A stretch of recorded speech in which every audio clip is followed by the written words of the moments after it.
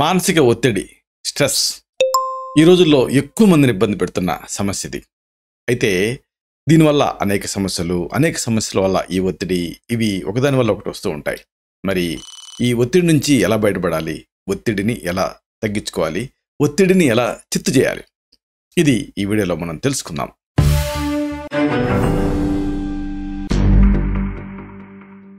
మిత్రులారా నమస్కారం. నేను మీ డాక్టర్ చిరుమామిళ్ళ మురళీ మనోహర్. ఈ వీడియోలో మనం తెలుసుకోబోయేది చాలా ముఖ్యమైనది. అందరినీ ఇబ్బంది పెట్టే స్ట్రెస్, మానసిక ఒత్తిడి. దీన్ని నుంచి ఎలా బయటపడాలి? దీన్ని ఎలా తప్పించుకోవాలి? ఇది మనం తెలుసుకుందాం. ఎందుకంటే కొన్ని సమస్యలు కొంతమందిలో ప్రత్యేకంగా కనిపిస్తూ ఉంటాయి. పిల్లల్లో కొన్ని సమస్యలు, మధ్య వయస్కుల్లో కొన్ని సమస్యలు, పెద్దవాళ్ళలో కొన్ని సమస్యలు.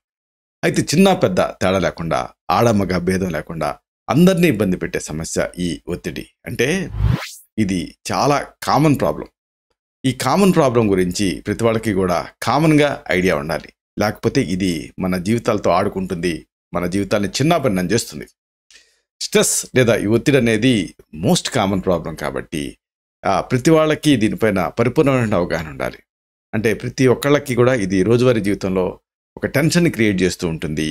ఇది జీవన మాధుర్యాన్ని, జీవన నాణ్యాన్ని, క్వాలిటీ ఆఫ్ లైఫ్ని కోల్పోయేలా చేస్తుంది.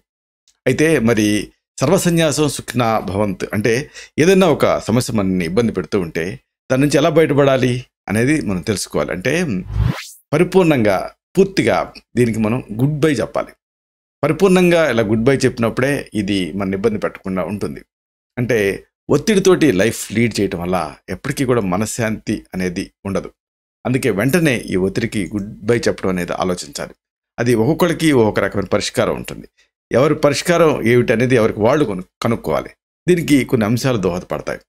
అయితే చెప్పుకున్నట్టుగా ఆయుర్వేదం ఏం చెప్తుందంటే సంక్షేప్త క్రియాయోగో నిదానశిచ వర్జనం ఉంటుంది. అంటే కారణాన్ని కనుక్కొని దాన్ని సరిదిద్దుకోవాలి. మరి ఒత్తిడికి కారణం ఏమిటి? ఇది మీరు తెలుసుకోవాలి. అంటే ఈ స్ట్రెస్ తగ్గించుకోవాలనుకుంటే ముందు ఏ కారణంతో ఈ ఒత్తిడి వస్తుంది అని తెలుసుకోవాలి. దాన్ని అప్పుడు మీరు పరిష్కరించుకోవడం అనేది తేలికవుతుంది.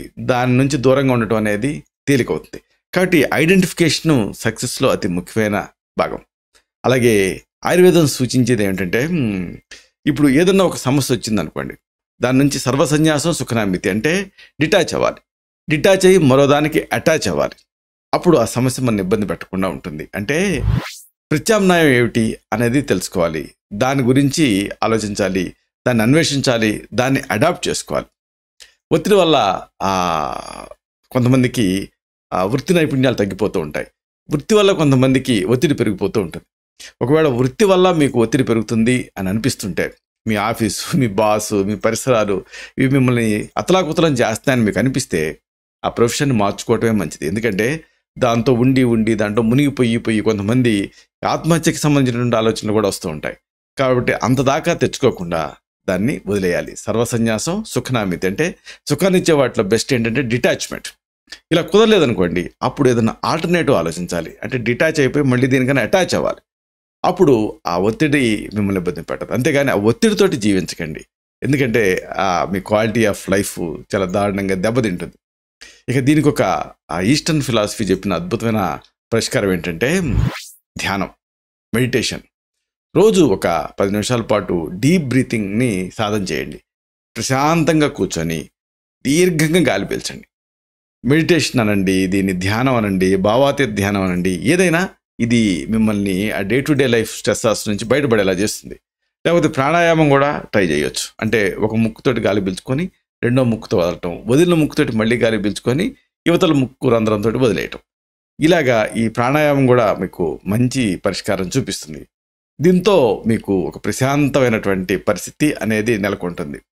అలాగే ఆయుర్వేదం చెప్పే ఇంకొక సూచన స్నానం శ్రమహారాణం శ్రేష్టం అని. అంటే ఈ స్నానంతో మీకు అంతులేనంత సాంత్వన లభిస్తుంది.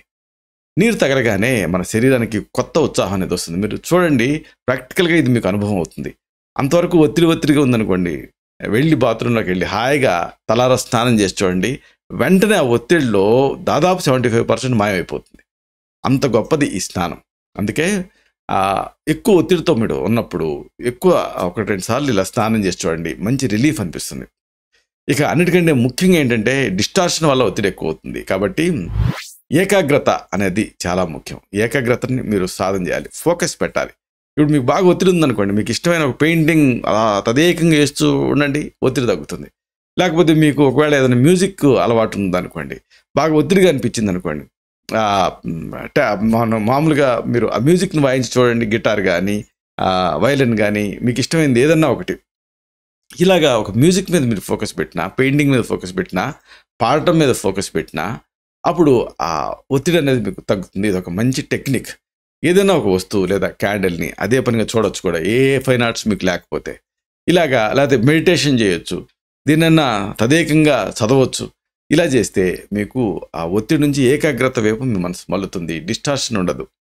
ఇక అన్నిటికీ మించి అతి ముఖ్యమైనది ఏంటంటే, ఒక్కొక్కసారి తప్పించుకోలేని పరిస్థితులు ఉంటూ ఉంటాయి. అలాంటప్పుడు దాన్ని యాక్సెప్ట్ చేయాలి. యాక్సెప్ట్ చేశారనుకోండి, ఏ గొడవ ఉండదు. యాక్సెప్ట్ చేయకపోతేనే ప్రాబ్లం. అంటే కొన్ని తప్పించుకోలేని పరిస్థితుల వల్ల ఒత్తిడి అనిపిస్తూ ఉంటుంది. అప్పుడు ఆ పరిస్థితిని యథాతథంగా స్వీకరించాలి. మీకు ఉన్నటువంటి షుగర్ బయటపడింది అనుకోండి, ఇక స్ట్రెస్, అమ్మో ఇక లైఫ్ అంతా నాశనం అయిపోయింది, ఇక నేను జీవితంలో తీపి తినలేను, నేను అన్నిటికీ దూరం అవ్వబోతున్నాను అన్న ఒత్తిడి వచ్చింది అనుకోండి, దాని బదులు యాక్సెప్ట్ చేయండి. వచ్చింది ఏంటంట, షుగరే కదా, కొన్ని కోట్ల మందికి ఉంది కదా, ఏమవుతుంది అన్ని యాక్సెప్ట్ చేశారనుకోండి, ఆ డిసీజ్ స్ట్రెస్ మీకు ఉండదు. ఆ మాటకు వస్తే డిసీజ్ స్ట్రెస్సే కాదు, ఏదైనా సరే తప్పించుకోలేని ఒక పరిస్థితి మీకు ఎదురైనప్పుడు దాన్ని ఎదుర్కోవడానికి ట్రై చేయండి, యాక్సెప్ట్ చేయండి. అంతేగాని దాని నుంచి దూరంగా పారిపోవడానికి ట్రై చేయకండి.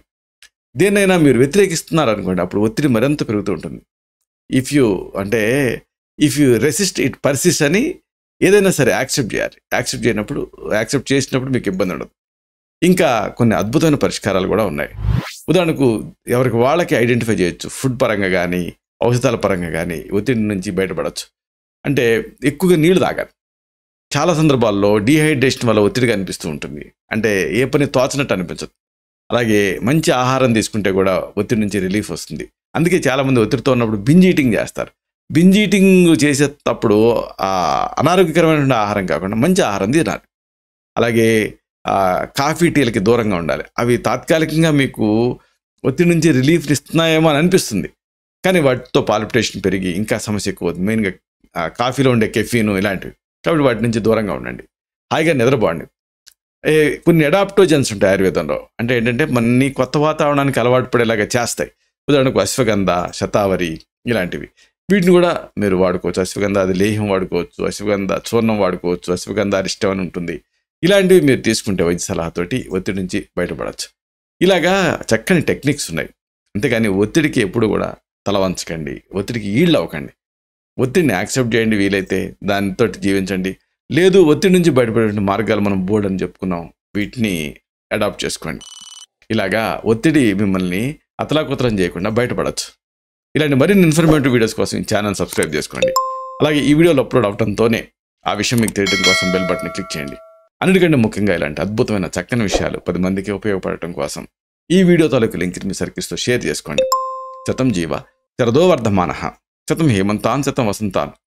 100 శరత్తులు, 100 హేమంతాలు, 100 వసంతాలు వర్ధిల్లుతూ జీవించండి. Stay healthy, stay happy, be positive, keep smiling, stay safe. Love you all. శుభం.